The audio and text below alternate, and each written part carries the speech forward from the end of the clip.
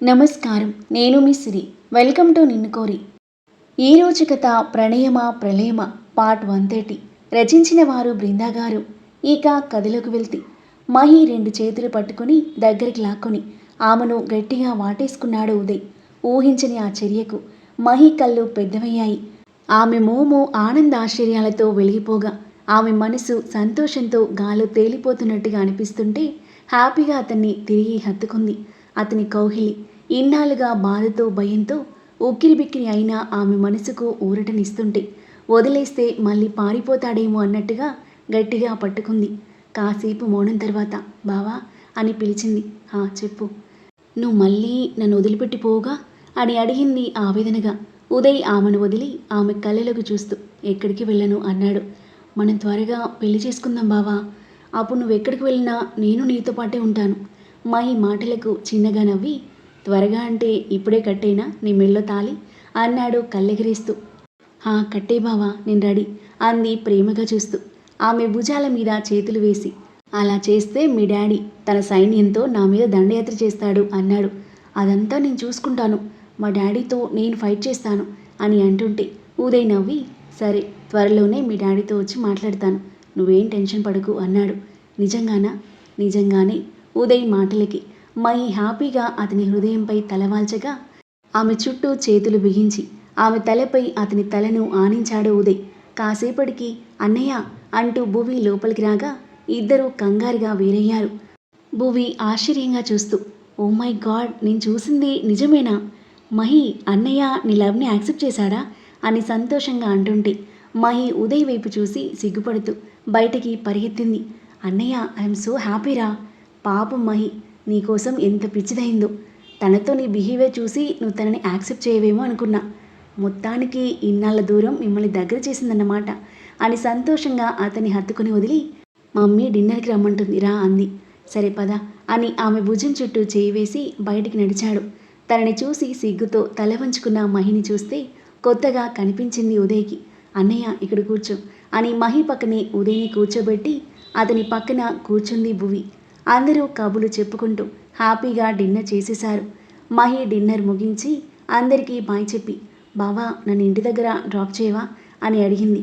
ఈ టైంలో నీతో బావని చూస్తే మీ డాడీ కోప్పడతాడు, నేను డ్రాప్ చేస్తా పదా అని తనని తీసుకెళ్లాడు ప్రభాకర్. బాయ్ బావా అని ఉదయ్ని నవ్వుతూ చూస్తూ వెళ్ళిపోయింది మహి. తన హ్యాపీనెస్ని చూసి ఉదయ్ మనసు నిండిపోగా హాయిగా ఊపిరి పీల్చుకుని అందరితో కూర్చొని కబులలో పడ్డాడు. ఆది అతని గదిలో బెడ్పై కూర్చున్న పద్మ ఒడిలో తలపెట్టుకుని పడుకోగా అతని తలను ఆప్యాయంగా నిమురుతూ ఉంది పద్మ. ఎన్నో ఆలోచనలతో రోజు ఎంతో కష్టంగా నిద్రపట్టే ఆదికి అమ్మ నాన్నలకు చేరువైన సంతోషంతో మనసు ప్రశాంతంగా మారగా ఈరోజు త్వరగానే నిద్ర పట్టేసింది. ఆది గాఢ నిద్రలోకి వెళ్ళాక అతని తలను పిల్లో మీదకి చేర్చి నుదుటిన ప్రేమగా ముద్దు పెట్టుకొని కొడుకుని కళ్ళ నిండా చూసుకుని అతని చుట్టూ చేతులు తిప్పి మెటుకలు విరిచి ప్రశాంతమైన మనసుతో తన గదిలోకి వెళ్ళింది పద్మ. కొడుకు రాకతో వాళ్ళ హృదయంలో వేదన తీరిపోగా చాన్నాళ్ల తర్వాత ఏ ఆలోచన లేకుండా హాయిగా నిద్రలోకి జారుకున్నారు. మార్నింగ్ పార్క్లో వాకింగ్ చేస్తూ ఉంది కృతి. చేతులు కట్టుకుని పరధ్యానంగా మెల్లిగా నడుస్తూ ఉన్న తనకి ఆదితో పాటు పార్కులో గడిపిన జ్ఞాపకాలు కళ్ళ ముందు మెదులుతుంటే ఆమె పెదవులపై అందమైన చిరునవ్వు. వాకింగ్ చేసేటప్పుడు ఆదిని ఇమిటేట్ చేయడం, అతనితో గొడవపడడం, తన కోసం ఆది వేరే అబ్బాయిని కొట్టడం, తనని పట్టుకోవడం ఇవన్నీ గుర్తుకొస్తుంటే ఆమె కళ్ళలో కన్నీటి తడిచేరింది. ఆది సార్ ఏం చేస్తున్నారు? నిద్రలేచారా లేదా హ్యాపీనెస్తో హాయిగా పడుకున్నారా? నాకు మాత్రం అస్సలు నిద్ర పట్టలేదు తెలుసా. ఇప్పుడే వచ్చి మీ ముందు వాలిపోవాలని నా మనసు ఆరాటపడుతుంది. కానీ ఏం చేయను, నేను వచ్చి మీ హ్యాపీ మూమెంట్స్ని డిస్టర్బ్ చేయదలుచుకోలేదు అని ఆలోచిస్తూ వెళ్ళి ఇంతకుముందు ఆది తను కూర్చున్న టేబుల్పై కూర్చుంది. తనని చూసి ఆంటీ అంకుల్ వాళ్ళు చాలా హ్యాపీగా ఫీల్ అయి ఉంటారు. ఆది సార్ కూడా చాలా హ్యాపీగా ఉండుంటారు. డైరెక్ట్గా చూసుంటే బాగుండేది, అట్లీస్ట్ మాటల్లైనా విందాం అని ఆదికి కాల్ చేసి చెవి దగ్గర పెట్టుకుంది. ఆది సార్ లిఫ్ట్ చేయరా ప్లీజ్ అని మూతి ముడుచుకుని చూస్తూ ఆది లిఫ్ట్ చేయకపోవడంతో డల్గా ఫోన్ పక్కన పెట్టేసింది. కాసేపు చూసి మనసు ఆగక మళ్ళీ ఫోన్ చేసింది. అప్పుడే స్నానం చేసి తల తుడుచుకుంటూ వాష్రూమ్ నుండి బయటకు వచ్చిన ఆది ఫోన్ మోగుతుండడంతో ఫోన్ తీసుకొని కొన్ని క్షణాలు చూసి లిఫ్ట్ చేశాడు. హలో ఆది సార్, ఎలా ఉన్నారు? బాగున్నాను. ఆంటీ అంకుల్ కాదు కాదు, అత్తయ్య మావయ్య బాగున్నారా అని కృతి నవ్వుతూ అడుగుతుంటే ఆది అసహనంగా కళ్ళు మూసి తెరిచి, నువ్విలా పిచ్చి వేషాలు వేస్తే ఫోన్ పెట్టేస్తాను అన్నాడు బెదిరిస్తున్నట్టుగా. మీరు ఫోన్ పెట్టేస్తే నేను ఊరికే ఉంటాను అనుకున్నారా? ఉండకుండా ఏం చేస్తావు? ఏం చేస్తానా? డైరెక్ట్గా మీ ఇంటికి వచ్చేస్తాను. మీరిప్పుడు ఫోన్ లిఫ్ట్ చేయకపోయినా వచ్చేసేదాన్ని తెలుసు, అందుకే తప్పక లిఫ్ట్ చేశాను. ఆది మాటలకు చిన్నగా నవ్వుకొని, పర్లేదే, నన్ను బాగానే అర్థం చేసుకుంటున్నారు అంది. అది సరే కానీ చెప్పు, ఎందుకు ఫోన్ చేశావు? ఎందుకంటే ఏం చెప్పాలి సార్, మిమ్మల్ని చాలా మిస్ అవుతున్నాను. మీ గొంతు వినాలని చేశాను. అలాగా, డైలీ నువ్వు నా గొంతు వినాలి అంతే కదా? రోజులో ఒకసారైనా రోజంతా వింటూ ఉంటావా? ఆది అడిగేసరికి, రోజంతా విన్నా మీ మాటలు నాకు అస్సలు బోర్ కొట్టవు సార్. నిజంగా డే అంతా నాతో మాట్లాడుతూ ఉంటారా? ఆశగా అడిగింది కృతి. అవును, ఇప్పుడు మాట్లాడిన మాటల్ని రికార్డ్ చేసుకుని రోజు రిపీటెడ్గా విను, ఊరికి నాకు ఫోన్ చేసి డిస్టర్బ్ చేయకుండా అన్నాడు ఆది. కృతి మూతి తిప్పుకొని, మీ గురించి తెలిసి కూడా మీ మీద ఎక్స్పెక్టేషన్స్ పెట్టుకుంటున్నాను చూడండి, నన్ను నేను అనుకోవాలి. మీరు నా చేతికి చిక్కకపోరు. అప్పుడు ఫుల్గా రివెంజ్ తీర్చుకోకపోతే నా పేరు కృతిక ఆదిత్యనే కాదు అంటుంటే, ఏయ్ ఏమన్నావు? నీ పేరు పక్కన నా పేరు ఎందుకు యాడ్ చేస్తున్నావు అన్నాడు కొంచెం కోపంగా. ఫ్యూచర్లో నా పేరు అదే సార్. నేను ఫిక్స్ అయ్యా, మీరు ఫిక్స్ అయిపోండి. ఆరోగ్యం జాగ్రత్త. కొన్ని రోజులు హ్యాపీగా ఎంజాయ్ చేయండి. ఆ తర్వాత నేను ఎంట్రీ ఇస్తాను మిమ్మల్ని ఫుల్గా డిస్టర్బ్ చేయడానికి అని కృతి నవ్వుతూ అల్లరిగా అంటుంటే, నువ్వు నా చేతికి దొరకాలి అయిపోయావి అన్నాడు. తప్పకుండా దొరుకుతాను సార్, మీ ఇష్టం వచ్చింది చేసుకోండి, నేను ఏమీ అనుకోను అంది నవ్వుతూ. ఆ మాటలకి ఆది తలపట్టుకోగా, బాయ్ సార్ ఉమ్మా అని ఫోన్కి ముద్దు పెట్టగా టక్కున చెవి నుండి ఫోన్ని దూరం జరిపి చిరు కోపంగా ఫోన్ను చూస్తూ, రాక్షసి అని తిట్టుకున్నాడు ఆది. ఆ మాట వినపడి, థ్యాంక్ యూ సార్, బాయ్ అని నవ్వుతూ చెప్పి కృతి ఫోన్ పెట్టేగా, ఈ కోతికి పిచ్చి బాగా ముదిరిపోయింది. అయినా నా విషయంలో తనకి అంత కాన్ఫిడెన్స్ ఏంటి? ఏమోలే, తన గురించి ఎంత తక్కువ ఆలోచిస్తే అంత మంచిది అని నిట్టూర్చి ఫోన్ పక్కన పడేసి డ్రెస్ వేసుకొని బయటికి వెళ్ళేసరికి తను వచ్చాడని తెలిసి తన బంధువులు స్నేహితులు అందరూ వచ్చి ఉన్నారు. వాళ్ళంతా చుట్టూ చేరి పలకరిస్తూ ఉంటే మాట్లాడుతూ ఉండిపోయాడు ఆది. తన స్టాఫ్ బిల్డర్స్ అండ్ ఇంజనీర్స్తో మీటింగ్ కండక్ట్ చేశాడు మహి.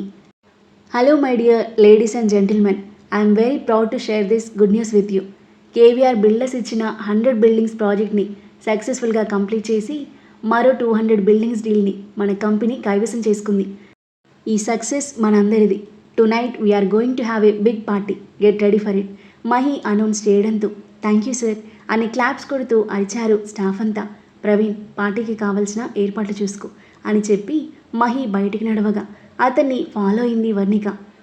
వర్ణిక, పార్టీ 8 వరకు స్టార్ట్ అవుతుంది, నువ్వు వెళ్ళి ఫాస్ట్గా రెడీ అవ్వు, ప్రవీణ్ నిన్ను పిక్ చేసుకుంటాడు. అలాగే సార్ అని వర్ణిక తలాడించగా బాయ్ చెప్పి మహి వెళ్ళిపోయాడు. తన చేతిలో ఉన్న ఫైల్స్ అన్నీ లాకర్లో పెట్టి లాక్ వేసి వెళ్ళడానికి బయటికి వస్తుంటే, హే వర్ణిక, ఈరోజు పార్టీకి ఎలా రెడీ అవ్వబోతున్నావు తన పక్కనే నడుస్తూ అడిగింది ఆర్కిటెక్ట్ నైనా. స్పెషల్ ఏం లేదు నైనా, రెగ్యులర్గా ఎలా రెడీ అవుతానో అలానే అంది చాలా నార్మల్గా. సీరియస్లీ వర్ణిక, ఇది పార్టీ, గుడిలో పూజ కాదు. నువ్వు ఇలా శారీ కట్టుకొని లేదా డ్రెస్ వేసుకుని పద్ధతిగా వస్తే అక్కడ అందరూ నిన్ను ఒక వింత జీవిని చూసినట్టు చూస్తారు. అవునా నైనా, నేను ఎప్పుడు ఇలా పార్టీలకు రాలేదు. మరైతే ఎలా రెడీ అవ్వాలి అడిగింది వర్ణిక అమాయకంగా. చాలా మోడర్న్గా రెడీ అవ్వాలి. మహేష్ సార్ ఎంత స్టైల్గా క్లాస్గా ఉంటారు.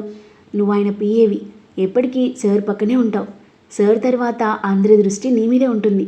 నువ్వు సార్ గౌరవాన్ని పెంచాలి కానీ తగ్గించకూడదు కదా. నువ్వు మోడర్న్గా స్టైలిష్గా ఉంటేనే సార్ కూడా హ్యాపీగా ఫీల్ అవుతారు. నైనా మాటలకు, నిజమే, కానీ నా దగ్గర మోడర్న్ డ్రెస్లు ఏమీ లేవు, నేను ఎప్పుడూ వేసుకోలేదు కూడా. ఇప్పటికిప్పుడు అలా రెడీ అవ్వడం అంటే ఎలా అని ఆలోచిస్తూ అంటుంటే, హో కమాన్ వర్ణిక, మైహూనా, నేను ఇప్పుడు షాపింగ్కి వెళ్తున్నా. ఈరోజు నీకు ఫుల్ మేకోవర్ చేస్తాను, అందరూ నేను చూసి ఫ్లాట్ అయిపోతారు అంది. వర్ణిక చిన్నగా నవ్వి అలాగే అని తలాడించింది. ఒకవైపు టెన్షన్ పడుతూనే, గుడ్, పద వెళ్దాం అని తనతో పాటు వర్ణికను కార్లో తీసుకెళ్ళింది నైనా. తన కోసం డ్రెస్ సెలెక్ట్ చేసి పార్లర్కి తీసుకెళ్ళి తను రెడీ అవుతూనే వర్ణికను రెడీ చేయించింది. మేకప్ అంతా అయ్యాక మిర్రర్లో చూసుకున్న వర్ణిక లైట్ కర్ల్ హెయిర్తో కొంచెం హెవీ మేకప్తో తనకి తానే కొత్తగా కనిపిస్తుంది. వెళ్ళి డ్రెస్ చేంజ్ చేసుకునిరా, టైం అవుతుంది అని డ్రెస్ వర్ణిక చేతికి ఇచ్చింది నైనా.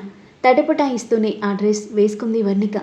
మోకాళ్ళకి కొంచెం పైకుండి body hugging sleeveless 1 piece black colour dress అది. మిర్రర్లో తనని తాను చూసుకుంది. మొదటిసారి తను అలాంటి డ్రెస్ వేసుకోవడం తనకి ఏమాత్రం నచ్చలేదు. వర్ణిక కమ్ ఫాస్ట్ అని నైనా తొందర పెడుతుంటే మోకాళ్ళ పైకి ఉన్న డ్రెస్ని కిందకి జరుపుకుంటూ హీల్స్తో ఇబ్బందిగా నడుస్తూ బయటకొచ్చింది. వావ్ వర్ణిక, అమేజింగ్, ఎంత బ్యూటిఫుల్గా ఉన్నావో తెలుసా అంది. నాకు నేను ఈ డ్రెస్లో నచ్చట్లేదు నైనా, అస్సలు కంఫర్టబుల్గా అనిపించట్లేదు. మొహం ఎలానో పెట్టి అంది వర్ణిక. వర్ణిక, మారుతున్న కాలానికి తగ్గట్టు, ప్రొఫెషన్కి తగ్గట్టు మనల్ని మనం మార్చుకోవాలి. ఇంకా అమ్మల కాలంలో లాగా, అమ్మమ్మల కాలంలో లాగా ఉంటానంటే ఎలా? కొన్ని రోజులు పోతే నీకే అలవాటవుతుంది. సూపర్ హాట్గా ఉన్నావు. పార్టీలో అందరి కళ్ళు నీపైనే ఉంటాయి. మంచి యాటిట్యూడ్, స్మైల్ మెయింటైన్ చేయి. మైత్ సార్ కూడా సూపర్ అని మెచ్చుకుంటారు చూడు. పద పద అని వర్ణిక నడిం చుట్టూ చేయి వేసి బయటికి తీసుకెళ్ళింది. ఇద్దరు కారులో స్టార్ట్ అయ్యారు. కారు పబ్ ముందు ఆగగానే టెన్షన్తో వర్ణిక గుండె వేగంగా కొట్టుకోవడం మొదలుపెట్టింది. కారు దిగి అన్కంఫర్టబుల్గా నడుస్తున్న తనని చూసి, వర్ణిక బీ కంఫర్టబుల్, ఒకసారి ఇక్కడ అందరినీ చూడు, ఇలాగే రెడీ అయ్యారు కదా, డోంట్ వరీ అని నైనా అంటుంటే చుట్టూ బిడియంగా చూస్తూ తడబడిన అడుగులతో లోపలికి వెళ్ళింది. నైనా డోర్ ఓపెన్ చేసి లోపలికి తీసుకువెళ్తుంటే, నువ్వు వెళ్ళు నైనా, నేను వస్తాను అంది. సరే అని నవ్వుతూ ఆమె భుజంపై తట్టి నైనా తన బ్యాచ్ దగ్గరికి వెళ్ళగా చేతులు నలుపుకుంటూ గోళ్ళు కొరుక్కుంటూ కొన్ని క్షణాలు తనలో టెన్షన్ను తగ్గించుకునే ప్రయత్నం చేసిన వర్ణిక తనకి తానే ధైర్యం చెప్పుకొని గట్టిగా ఊపిరి తీసుకుని లోపలికి అడుగు పెట్టబోయి తన ఎదురుగా డ్రింక్ తాగుతూ ఇంజనీర్స్తో మాట్లాడుతున్న మహిని చూడగానే మళ్ళీ టెన్షన్ పెరిగి అతనికి ఎదురు పడలేక టక్కున వెనక్కి తిరిగింది. ఇంజనీర్స్తో మాట్లాడుతూ పరాగ్గా పక్కకి చూసిన మహికి వర్ణిక వెనక్కి తిరిగి వెళ్ళడం లీలగా కనిపించి అతని నొసలు ముడివడింది. ఎక్స్క్యూజ్ మీ అంటూ అతను బయటికి వచ్చేసరికి టేబుల్కి వెనుక అటు ఇటు తిరుగుతూ ఉంది.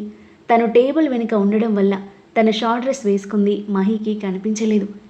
ఏమైంది తనకి అనుకుంటూ మిస్ వర్ణిక అని మహి పిలవగానే గతుక్కుమన్న వర్ణిక బిడియంగా అతని వైపు తిరిగింది. కొత్తగా కనిపిస్తున్న ఆమెను చూసి ఆశ్చర్యపోతూ, లోపలికి రాకుండా ఇక్కడేం చేస్తున్నావు అని అడిగాడు.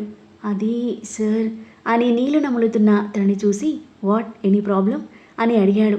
వర్ణిక ఏమీ మాట్లాడకుండా మౌనంగా ఉండడంతో వర్ణిక అందరూ వచ్చేశారు, కమిన్ సైడ్ అన్నాడు ఆమెను తీక్షణంగా చూస్తూ.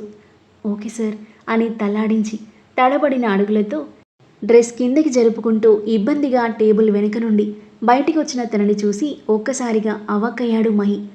పాల మీగడ లాంటి తెల్లని లెగ్స్తో షార్ట్ డ్రెస్లో ఫుల్ స్టైల్గా ఉన్న ఆమెను పైనుండి కింద వరకు ఒకసారి నార్మల్గా చూసి ఆమె మొహంలోకి చూశాడు.